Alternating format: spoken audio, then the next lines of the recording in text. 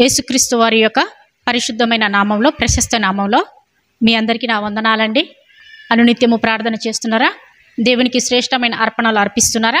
అయితే దేవుడు మిమ్మల్ని దీవించును కాక. మరి ఇక్కడ ఇద్దరు అన్నదమ్ములు ఉన్నారు. అన్నదమ్ములలో మరి దేవునికి అర్పణ అర్పించారు. అర్పణ అర్పించినప్పుడు మరి ఏ అర్పణను దేవుడు స్వీకరించాడు, అంగీకరించాడు, మరి ఏ అర్పణను దేవుడు అంగీకరించలేదు అనేది మనం తెలుసుకోవాలంటే ఒకసారి ఆదికాండము 4వ అధ్యాయము 2-3 వచనాలు. తరువాత ఆమె అతని తమ్ముడగు హేబేలును కనెను. హేబేలు గొర్రెల కాపరి, కయ్యను భూమిని సేదపరచువాడు.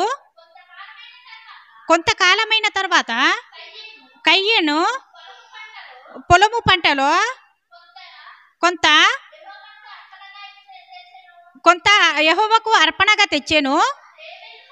హేబేలు కూడా తన మందలో తొలుచూరుగా పుట్టిన వాటిలో క్రొవ్విన వాటిని కొని తెచ్చెను. యెహోవా హేబేలును అతని అర్పణను లక్ష్యపెట్టెను.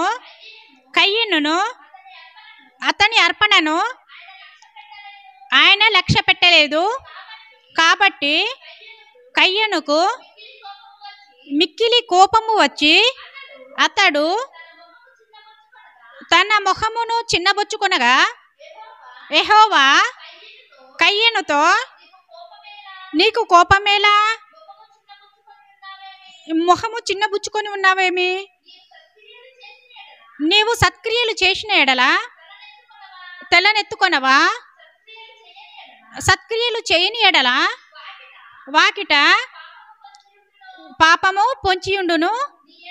నీ ఎడల దానికి వాంఛ కలుగును,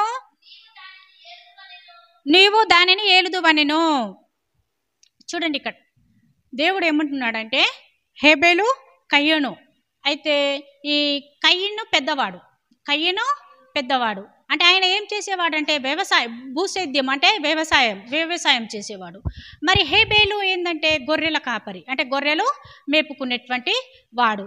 అయితే ఈ అన్నదమ్ములు ఇద్దరు ఏం చేసిరంటే, కయ్యను ఏం చేసిండంటే తన పొలంలో పండినటువంటి పంటను అర్పణగా తీసుకుపోయాడు. ఎక్కడికి తీసుకెళ్ళాడు?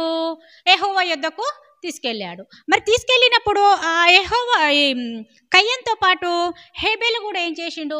తనకున్నటువంటి గొర్రెల మందలో తొలుసూరుగా పుట్టినటువంటి క్రొవ్వినటువంటి ఒక గొర్రెపిల్లను, శ్రేష్టమైనటువంటి దానిని తీసుకెళ్ళాడు. మరి దేవుడు ఏం చేస్తాడంటే ఎవరి అర్పణ అంగీకరిస్తాడంటే హేబేలు అర్పణ అంగీకరిస్తాడు. ఎవరు అర్పణ అంగీకరిస్తాడు? హేబేలు అర్పణ అంగీకరిస్తాడు. మరి కయ్యను అర్పణ అంగీకరించడు. కయ్యను అర్పణ ఎందుకు అంగీకరించడంటే అదే శ్రేష్టమైనది కాదు. కింద వచనాల్లో ఉంటుందండి. అదే అధ్యాయంలో 9వ వచనం వరకు చదివితే మీకు తర్వాత మిగిలిన స్టోరీ మీకు అర్థమవుతుంది. అయితే ఏం చేస్తాడంటే కయ్యను అర్పణ దేవుడు స్వీకరించినప్పుడు ఈ కయ్యను ఏం చేస్తాడంటే మొహము చిన్నబుచ్చుకొని తన మనసులో తమ్ముడి మీద ఈర్ష్య అనేది వచ్చేస్తుంది. వచ్చినప్పుడు ఈ యొక్క కయ్యను ఏం చేస్తాడంటే మీకు కింద వచనాల్లో ఉంటుందండి, తమ్ముడిని చంపేస్తాడు. పొలంలో తమ్ముడు పోయినప్పుడు తమ్ముడిని ఏం చేస్తాడంటే కయ్యను చంపేస్తాడు. చంపేసి ఏం చేస్తాడంటే చంపేసిన తర్వాత ఈ హేబేలు యొక్క రక్తము యెహోవాకు మొరపెడుతుంది. చూడండి, ఈ హేబేలు యొక్క రక్తము దేవునికి మొరపెడుతుంది. మొరపెట్టినప్పుడు దేవుడు కయ్యను అడుగుతాడు. కయ్యను ఏమడుగుతాడంటే, కయ్యను నీ తమ్ముడు ఎక్కడంటే, నేను ఆయన కాపలా, ఆయన నాకు తెలుసా అనేసి గర్వముతో సమాధానం ఇస్తాడు. చూడండి, బాగా గమనించండి వాక్యాన్ని. హేబేలు తగ్గింపుతో ఉన్నాడు, విశ్వాసంతో ఉన్నాడు. కానీ కయ్యను ఏం చేస్తుందంటే ఆయన దగ్గర తగ్గింపు లేదు, తర్వాత దేవుని పట్ల భయము లేదు, భక్తి లేదు. దేవుడు అడిగినప్పుడు ఏ మాత్రము విధేయత లేకుండానే ఏం చేస్తున్నాడంటే గర్వముతో దేవునికి సమాధానము ఇస్తున్నాడు. ఇచ్చినప్పుడు దేవుడు ఏం చేస్తాడంటే, దేవుడు ఏమంటాడంటే, నీ తమ్ముడు ఎచ్చడపోయినాడో నీకు తెలియదా? నీ తమ్ముడిని చంపింది నువ్వే కదా. నీ తమ్ముడిని చంపేసి నీ తప్పును నువ్వు ఒప్పుకోకుండా మరి గర్వంగా మాట్లాడుతున్నావు అనేసి దేవుడు ఇంకా కోపం వస్తుందన్నమాట. అయితే ఇక్కడ మనకు స్పష్టంగా అర్థమయ్యేది ఏమిటంటే శ్రేష్టమైనది. అయితే అదే అధ్యాయంలో హెబ్రీ 11 అధ్యాయం 4వ వచనము. హెబ్రీలో విశ్వాసమును బట్టి హేబేలు కయ్యను కంటే శ్రేష్టమైన బలి దేవునికి అర్పించాను. చాలమ్మా. అయితే ఇక్కడ చూడండి, విశ్వాసముతో దేనికంట, హేబేలు కంటే కయ్యను కంటే హేబేలు ఏం చేసిందంట, విశ్వాసముతో అర్పణను అర్పించాడు. తర్వాత సత్ప్రవర్తనతో హేబేలు ఎవరికి అర్పించాడు, యెహోవాకు అర్పించాడు. మరి ఈ కయ్యనులో సత్ప్రవర్తన మంచిగా లేదు, తర్వాత ఆయనకు విశ్వాసము లేదు, ఆయనలో తగ్గింపు స్వభావము లేదు. అలాగే మనల్ని మనం కూడా పరీక్షించుకోవాలి.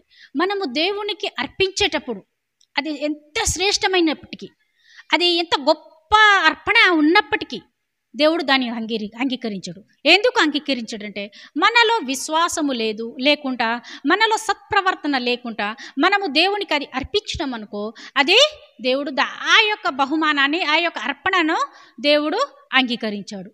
అయితే ఇంకోటి ఏంటంటే, ఈ కయ్యన్లో ఏముందంటే ద్వేషించే గుణము, ఓర్చుకోలేని తనము, తనకు లేనిది ఎదుటి వారి దగ్గర ఉండడము, తనకు లేనిది ఎదుటి వారి దగ్గర ఉండడము ఈ కయ్యనికి ఇష్టం లేదు. అలాగే ఇప్పుడు ఉన్నటువంటి సిచ్యువేషన్లో, అంటే ఇప్పుడు ఉన్నటువంటి సమాజంలో ఎవరైనా ఏ దైవజనుడైనా సరే గొప్పగా పరిశుద్ధాత్మ చేత నింపబడి గొప్పగా ఎదుగుతుంటే చాలా మంది ఓర్వలేకపోతున్నారు. ఎందుకంటే ఆయనలో విశ్వాసము ఉండదు, సత్ప్రవర్తన ఉండదు, ప్రార్థన జీవితము ఉండదు, ఏమి దేవుని పట్ల భయము భక్తి కలిగి ఉండదు. కాబట్టి ఈయన ఏం చేస్తుడంటే, ఎదుటి వాడి మీద, అంటే ఎవరైతే పరిశుద్ధాత్మ చేత నడిపింపబడుతున్నారో, ఎవరైతే తగ్గింపుతో విశ్వాసముతో సత్ప్రవర్తన కలిగి దేవుని సేవను బహుగా కొనసాగించుకుంటున్నారో వారి మీద అనేకమైన నిందలు, అనేకమైనటువంటి ఈర్ష్యలు మనం చూస్తూ ఉన్నాము. నిజంగా అంటే మనం ఈర్ష్యతో, కోపముతో, ద్వేషముతో ఈ లోకంలో దేన్ని సాధించలేము. దేవుడు చూడండి, యేసుప్రభుల వారు ప్రేమతోనే సమస్తమును సాధించాడు. ప్రేమతోనే ఆయన ప్రపంచాన్ని జయించగలిగాడు. చూడండి దేవుడు ఎంత గొప్పవాడు. మన అర్పణ కయ్యను అర్పణ వలె కాకుండా హేబేలు అర్పణ వలె విశ్వాసముతో సత్ప్రవర్తన కలిగినటువంటి అర్పణ మనము హృదయపూర్వకంగా దేవునికి అర్పించాలని ఇట్టి వాక్యమును దేవుడు దీవించునుగాక. ఆమేన్.